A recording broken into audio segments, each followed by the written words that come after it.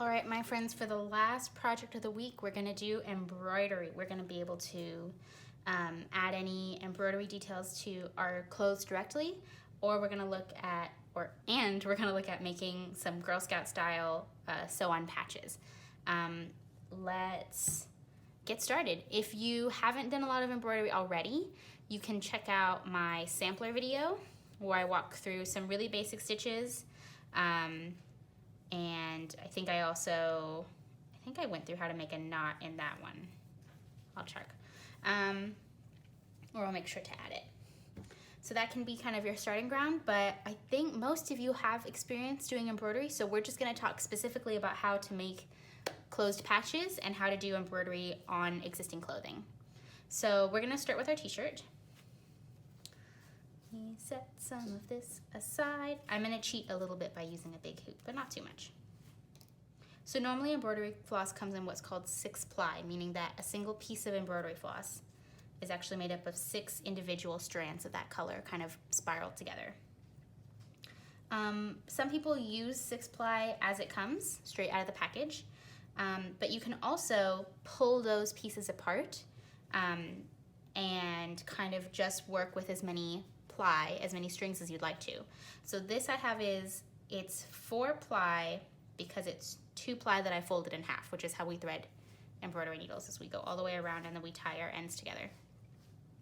So this is a 4-ply thread. If you use 6-ply straight out of the packaging, when you embroider, it's actually 12-ply, which is a lot of threads that you might not need all of. So I only have 4 on my needle right now. When I change colors, I'll walk you through how I separated that into its multiple plies. This is good because it lets you do, splitting your plies lets you do a lot more detail work. Your thread isn't quite so chunky and thick, and it makes your thread go further because we're doubling the amount of, or tripling even the amount of inches that we're getting out of our thread. Hold on a second. So I'm gonna do some detail work on my collar. And actually I wanna do a small hoop for my collar. I'll do the big hoop for my other stuff in a minute. So when you're doing work on the sleeve or work on the collar, you don't have to in fact, you don't want to bring your hoop to the middle. So we're just gonna kind of close our hoop over maybe like that much, maybe at least half of our fabric. When we sew on clothing, especially my white t-shirt that's so thin, I don't want to start in the middle. What am I doing? I want to start at the edge. We don't want to stretch our t-shirt out, and that tends to happen when we put fabric on embroidery hoops. It kind of gets folded and stretched into weird ways, which we want to try not to do that too much with clothes that we actually want to wear. With clothes that we like hang up on the wall or we sew onto something, like it's a little easier to kind of let them do whatever they're going to do. But with clothes we want to wear, especially around our neck or around our sleeves, kind of noticeable areas, we want to be very delicate with our fibers. So we're actually not going to tighten our hoop too terribly tightly. Okay, around my collar, I'm going to start back here. Around my collar, I'm going to do just a little bit of patterning work.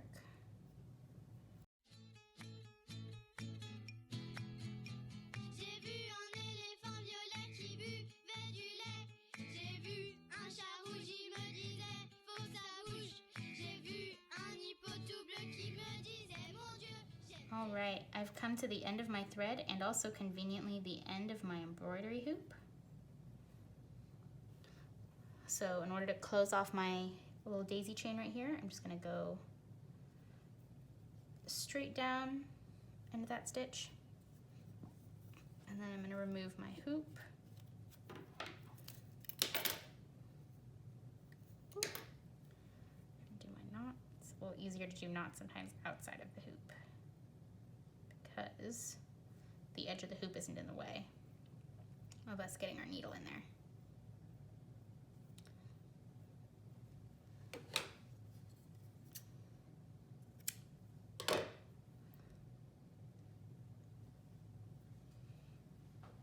All right, so I've got a 4-ply piece of embroidery thread right here, and I only want, oh, I lied. This is already 2-ply.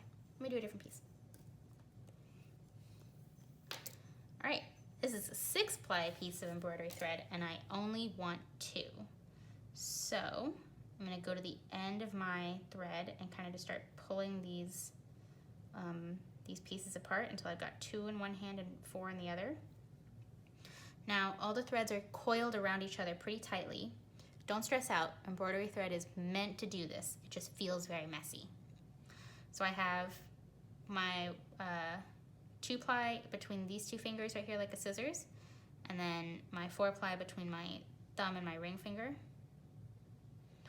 And I'm going to pull those apart, and then with my other hand I'm going to start twisting my thread and then pulling it along to kind of undo that twist. So I'm going to untwist a little bit, and then as my hands get too far apart, I'm going to scoot them down. So now I'm going to repinch, closer to this end. I'm going to twist for as far as I can go. I'm just going to really gradually untwist these threads apart. I wouldn't don't go like this and start pulling, because then what's going to happen is our thread is going to want to tangle and twist around itself. So that's why I got to use both hands in full action, pulling apart and untwisting.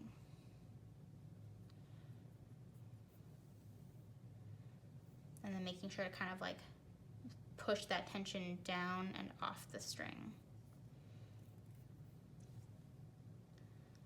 And just keep scooting down. Whoop. So your thread is going to be full of coil tension. So you just want to run your hand down both ends to kind of release those twists and release that tension so your thread kind of just hangs naturally. Okay, we'll set this aside. And we've got our 2-ply over here. And again, we're kind of just running our hands very, very gently. We don't want to create knots, and we don't want to tighten any knots that there might be. So we're really gently just kind of uncoiling and untangling. And then we're going to thread it like normal, these 2 threads together. All right, now we have 4-ply embroidery floss. So we have to reattach our hoop. Because I'm going around a collar, hello, I'm going to have to scoot my hoop down as I go along. So I'm going to get it so I can just barely reach that last stitch. I'm not going to stretch too much. Ooh, ooh. I'm not going to tangle either though. Come on.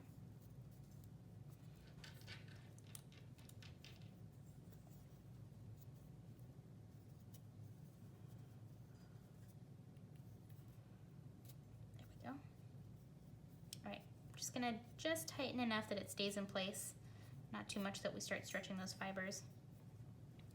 And then we're gonna pick up where we left off.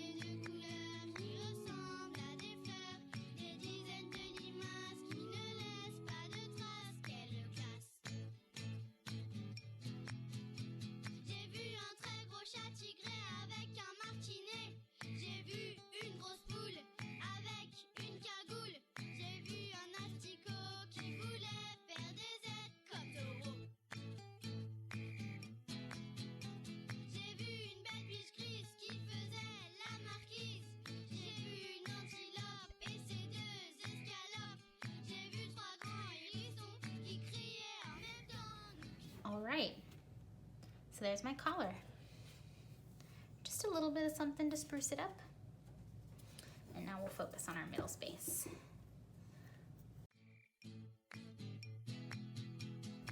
So as we move on to something a little bit bigger, I'm still being very careful not to do too much stretching to my fabric. I don't want to warp the fibers. My hoop is not too tight. It's got quite a bit of bounce to it, or give to it.